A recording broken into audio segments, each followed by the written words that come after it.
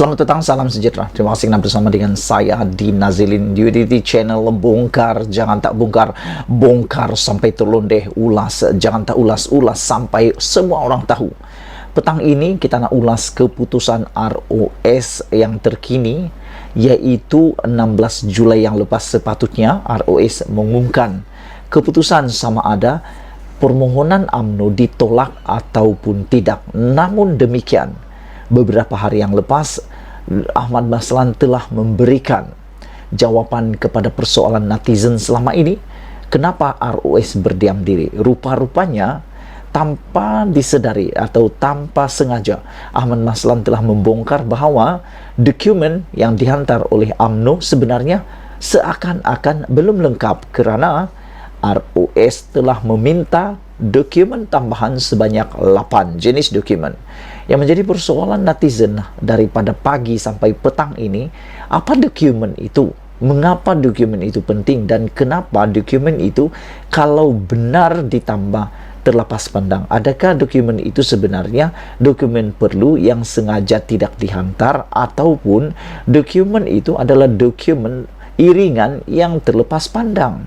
Aku fikir dokumen itu mungkin dokumen yang sebenarnya tak mau dihantar tetapi diperlukan oleh ROS. Mungkin laporan keuangan kah, siapa yang memegang keuangan kah, berapa penyata keuangan UMNO kah, atau sebagainya.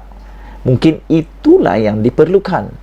Tapi sehingga ke hari ini, keputusan muktamad ROS hanya akan diketahui menurut Ahmad Maslan selepas 2 minggu lagi, dan tidak perlu marah kepada ROS, kata Ahmad Maslan, dan beri mereka masa lagi, kata Ahmad Maslan lagi. Itu pernyataan untuk menutup kesalahan sendiri atau untuk menutup kesalahan ROS? Anda cuba komen di sini. Namun demikian, isu paling hangat hari ini apabila netizen mempersoalkan, media sosial mempersoalkan, jadi satu perdebatan, yaitu siapa sebenarnya lebih berkuasa dalam isu 16 Julai, Perdana Menteri atau Kementerian Dalam Negeri, yang kini menjadi perdebatan luas di media sosial. Sebelum kita ulas lebih ini, aku nak tanya kamu sendiri, pada pendapat Anda tentang isu 16 Julai itu, siapa lebih berkuasa sebenarnya? Siapa yang tertonjol lebih berkuasa sebenarnya? Perdana Menteri atau Kementerian Dalam Negeri? Isu 16 Julai difahamkan penentu kepada permohonan pindaan perlembagaan UMNO, namun sehingga kini tiada keputusan dibuat. Siapa yang lebih berkuasa, sama ada Perdana Menteri atau Kementerian Dalam Negeri, kini menjadi perdebatan di media sosial. Terkini, ahli Majlis Kerja Tertinggi UMNO, Razlan Rafi, kesal dengan apa yang beliau kesal dengan Kementerian Dalam Negeri atau KDN yang menurutnya sengaja melengah-lengahkan keputusan pindaan perlembagaan UMNO. Namun demikian, Ahmad Maslan sebenarnya telah memberi jawapan mengapa berlaku kelewatan keputusan, kerana ROS meminta tambahan 8 dokumen. Persoalannya, kenapa dokumen itu tertinggal? Apa dokumen itu? Pentingkah dokumen itu? Rahsiakah dokumen itu? Walaupun Perdana Menteri Ismail Sabri Yaakob telah memberikan tarik tamat kepada jabatan pendaftaran ROS 16 Julai lalu, namun sehingga kini tiada keputusan dibuat Kementerian Dalam Negeri berhubung permohonan itu. Bekas pemimpin PKR Badrul Hisham Shahrin atau Cikgu Bad menyifatkan Razlan begitu angkuh apabila tiba-tiba memberi ugutan dan amaran kepada ROS. Razlan EJK Pusat UMNO Pusat mengecam KDN yang menyelia pendaftar pertubuhan kerana kononnya pendaftar pertubuhan langgar deadline yang ditetapkan Perdana Menteri.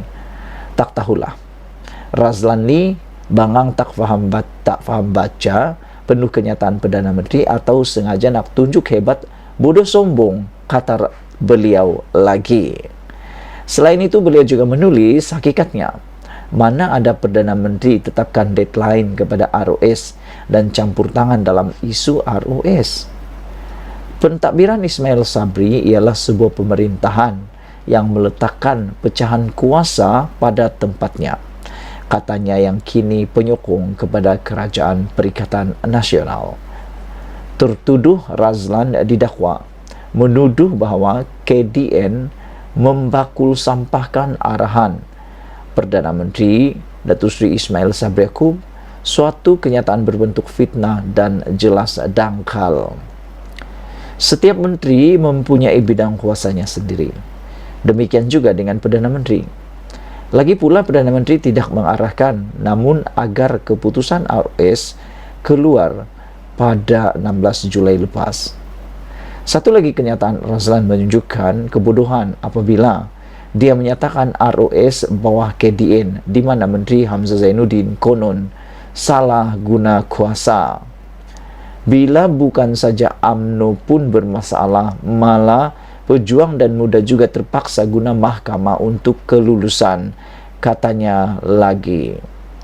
Untuk pengetahuan saudara Razlan, sebelum ini Parti Sosialis Malaysia pernah lawan untuk dapat pendaftaran hingga 10 tahun dan hanya dapat pendaftaran melalui proses mahkamah, katanya lagi. Justru beliau berkata adalah wajar pihak ROS sangat teliti sebelum mengeluarkan sebarang keputusan tambahan. Pula ROS telah meminta beberapa dokumen tambahan seperti yang dimaklumkan oleh Ahmad Maslan. Ada 8 dokumen yang diminta tambahan oleh ROS kepada UMNO. Katanya, krisis ini berlaku adalah kerana kelemahan Setiausaha Agung UMNO Ahmad Maslan. Beliau tidak cekap dalam mengelola urusan dasar dan pentadbiran UMNO itu sendiri. Maka kini UMNO itu sendiri berdepan dengan indikasi pentadbiran, natijah caca merba pengurusan oleh para caretaker jawatan, katanya lagi. Jadi menurut penulis ini ataupun menurut komen beliau, Cikgu Bad, beliau mengatakan bahawa krisis ini berlaku kerana kelemahan Setiausaha Agung UMNO Ahmad Maslan yang tidak cekap dalam mengelola urusan dasar dan pentadbiran UMNO itu, katanya. Maka kini UMNO sendiri berdepan dengan indikasi atau implikasi pentadbiran natijah caca merbanya. Beliau juga mengatakan bahawa semua ini perlu difikirkan bermula daripada Ahmad Maslan. Sekian dulu ulasan kali ini. Jangan lupa tinggalkan komen anda, tekan butang subscribe.